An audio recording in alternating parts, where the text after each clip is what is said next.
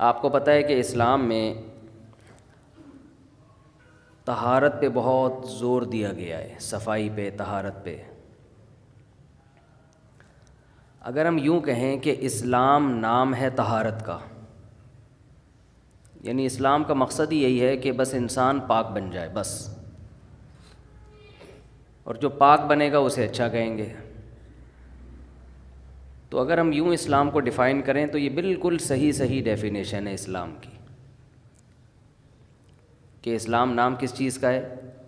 طہارت کا۔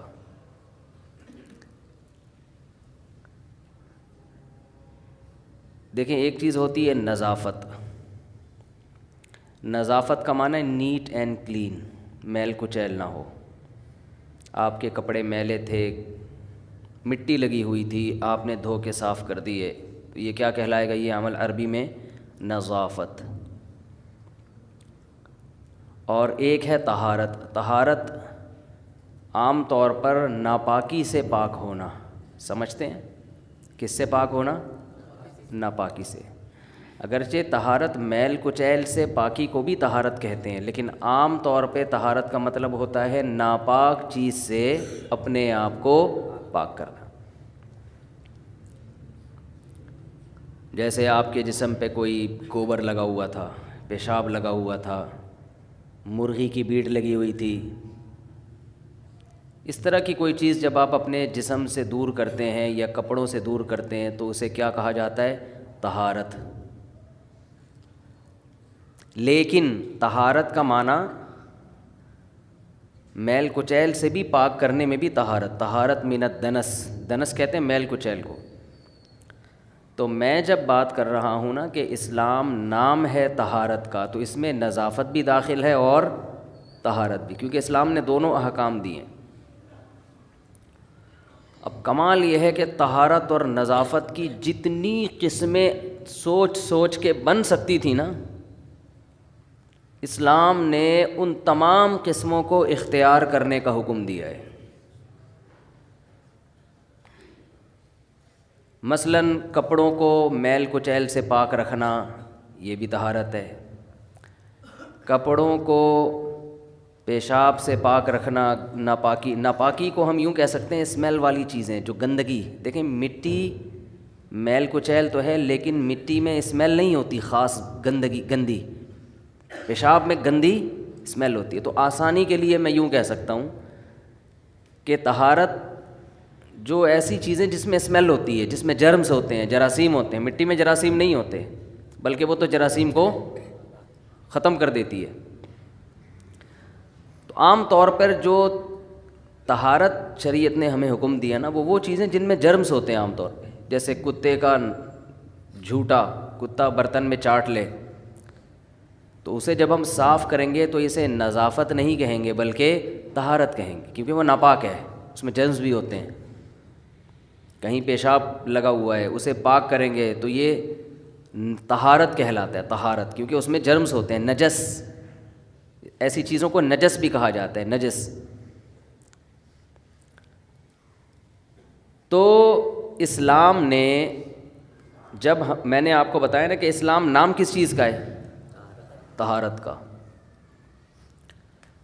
تو طہارت کی جتنی، یعنی آپ اپنے آپ کو جتنے مختلف لحاظ سے پاک صاف کر سکتے تھے، آپ نے جب کر لیا تو آپ کامل مسلم، کامل مومن کہلائیں گے اللہ کی نظر میں۔ ہر لحاظ سے اپنے آپ کو نیٹ اینڈ کلین کر دیں۔ اب میں وہ بتاتا ہوں کن کن لحاظوں سے کرنا ہے آپ نے اپنے آپ کو نیٹ اور کلین۔ ہمارے ہاں نیٹ کلین ایک ہی سمجھا جاتا ہے، بس نہا دھو کے آیا ہوا ہے اوپر سے۔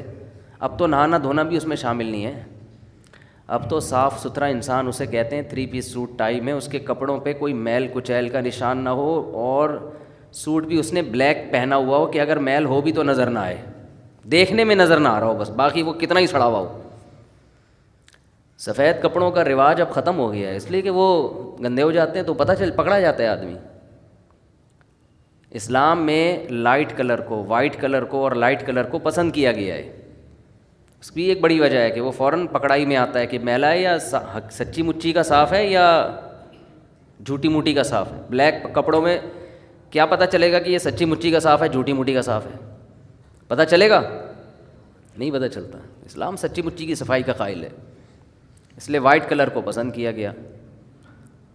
جب بات آتی ہے وائٹ کلر کی، وائٹ کپڑوں کی، تو بعض لوگ آج کل متجددین یہ اشکال بھی کرنے لگے ہیں کہ یہ کوئی سنت عمل نہیں ہے، نبی نے ترغیب دی ہے لیکن دوسرے کلر بھی پہننا سنت ہے. نبی صلی اللہ علیہ وسلم ہر کلر کے کپڑے سوائے سرخ کلر کے آپ نے ہر کلر کے کپڑے پہنے ہیں.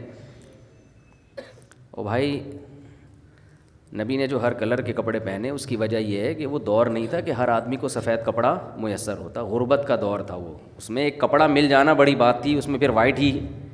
اس لیے نبی نے جو بھی رنگ آ گیا پہن لیا، اس میں تکلف نہیں کیا ہے کہ وائٹ ہی کہیں سے لایا جائے. اس پہ جیسے نبی نے جو آ گیا کھا لیا نا سامنے، اس لیے کہ کھانا ہی نہیں ملتا تھا، تو اب اتنی غربت تھی. آپ نبی صلی اللہ علیہ وسلم گھر جا کے یہ نہیں پوچھتے تھے کہ کیا پکا ہے، یہ پوچھتے تھے کہ کچھ ہے یا نہیں ہے کھانے کو. سمجھتے ہیں؟ ہم تو جا کے پوچھتے ہیں کہ آج کھانے میں کیا ہے، مطلب کی چیز ہے تو کھا لیں گے، نہیں تو چلو یار کہیں اور سے کھا لیں گے، ہوٹل پہ کھا لیں گے، پیزا منگوا لیں گے، کچھ منگوا لیں گے. وہ دور گیا جب مائیں چمٹے لے لے کے بچوں کو کھانا کھلاتی تھیں. ہماری والدہ تو جو پکا ہے تیرا باپ بھی یہی کھائے گا. وہ ونس اپون اے ٹائم. اب تو مائیں بچوں سے پوچھ کے کھلا رہی ہوتی ہیں کہ آپ کیا کھانا بھی پسند فرمائیں گے کہ نہیں. بچہ کہتا ہے یہ کھانا، تو وہ نبی صلی اللہ علیہ وسلم گھر میں تشریف لاتے تو پوچھتے کہ کیا پکا ہے، یہ نہیں پوچھتے کہ کھانا ہے یا نہیں، پکا بھی نہیں پوچھتے، کیونکہ بعض دفعہ کھجوریں ہی کھانی ہیں، وہ پکتی تھوڑی ہیں. بس جو ہے کھانے کو، چاہے پکی ہوئی چیز ہے یا کچی ہے، کھانے کو ہے تو لاؤ. امی عائشہ کہہ دیتی ہاں ہے، کھا لیتے، کہہ دیتی نہیں ہے تو روزے کی نیت کر لیتے، چلو بھائی شام تک ویسے ہی نہیں ہے تو ثواب کیوں ضائع کیا جائے، بھائی نیت کر لو روزے کی، آج روزہ ہے ہمارا. تو جیسے نبی کا کھانے کے بارے میں معمول تھا نا کہ مل گیا تو شکر ادا کرو، تو ایسے ہی کپڑے میں بھی یہی تھا کہ جو کلر مل گیا پہن لو. سفید کا تکلف یہ بھی نہیں کیا. لیکن جب لوگوں کے حالات اچھے ہو گئے، معاشی ترقی ہو گئی ہے، اب جب کھانے میں تکلف کیا جاتا ہے کہ یہ کھاؤں گا یہ نہیں کھاؤں گا، حالانکہ وہ سنت نہیں ہے، تو کپڑے میں تکلف میں کیا حرج ہے؟ کیونکہ اس میں تو آپ نے حکم دیا البسو ان من احسن ثیابکم البیض او کما قال صلی اللہ علیہ وسلم، تمہارے کپڑوں میں سب سے اچھے سفید ہیں. تو اس لیے بہتر یہ ہے، میں کوئی فرض واجب نہیں قرار دے رہا، بہتر یہی ہے کہ رنگ میں کون سا کلر استعمال کریں، مرد وائٹ کلر استعمال کریں، افضل ہے. یہ نبی نے ترغیب دی ہے، اور نبی نے کیوں ہر طرح کے پہنے اس کی وجہ بیان کر دی. آپ کچھ دن وائٹ کپڑے پہنے، میرے بھی آف وائٹ ہیں، وائٹ نہیں ہیں، لیکن آپ کچھ دن وائٹ کپڑے پہنے، مزہ نہ آئے پیسے واپس. آپ کو کلر والے کپڑوں سے الجھن شروع ہو جائے گی. اتنا انسان کو طہارت، نورانیت محسوس ہوتی ہے سفید کپڑوں میں، اور صاف رہنے کی عادت پڑنی شروع ہو جائے گی آپ کو. اس لیے کہ وائٹ کپڑے آپ میلے کر نہیں سکتے، وہ کریں گے پکڑے جائیں گے نا. ہر آدمی چاہ رہا ہے میں کروں سب کچھ، پکڑا نہ جاؤں میں. مسئلہ سارا یہ ہے، دیکھنے میں صاف ستھرا لگوں میں.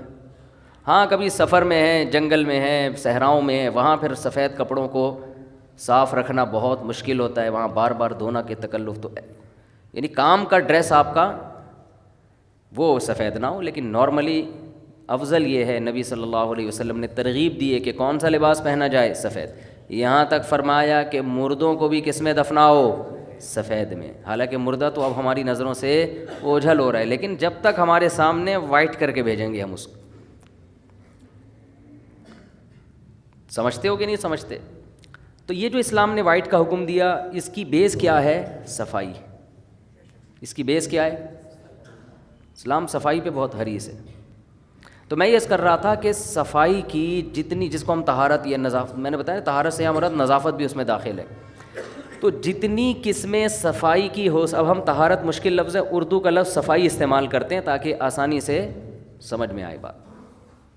اپنے آپ کو کلین کرنے کی جتنی قسمیں تھیں نا، اسلام نے حکم دیا ان تمام لحاظ سے اپنے آپ کو صاف رکھو، نیٹ اور کلین ہو جاؤ.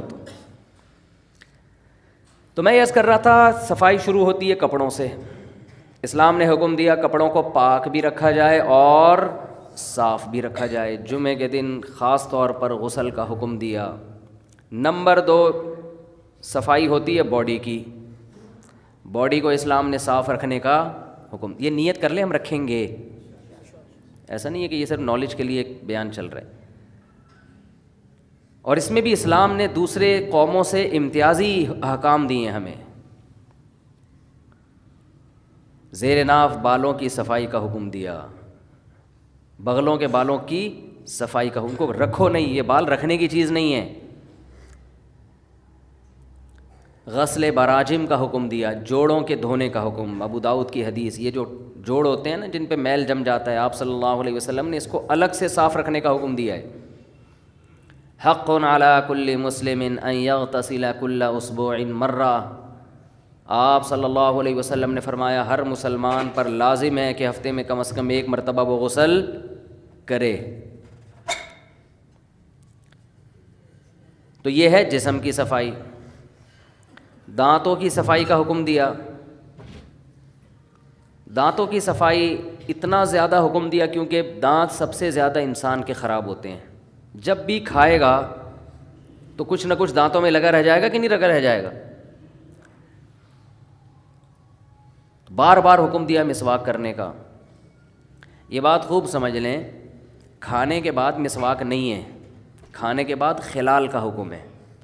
خلال کا مطلب جو کچھ دانتوں میں پھنس گیا ہے آپ اس کو دھاگے سے نکالیں. ہمارے نبی صلی اللہ علیہ وسلم کھجور کی چھال کا جو تنکا ہوتا ہے نا اس سے خلال کیا کرتے تھے. سمجھتے ہیں کہ نہیں سمجھتے؟ اور خلال میں جب بھی کھانا کھائیں تو اس کے فوراً بعد خلال، یہ سنت ہے نبی صلی اللہ علیہ وسلم.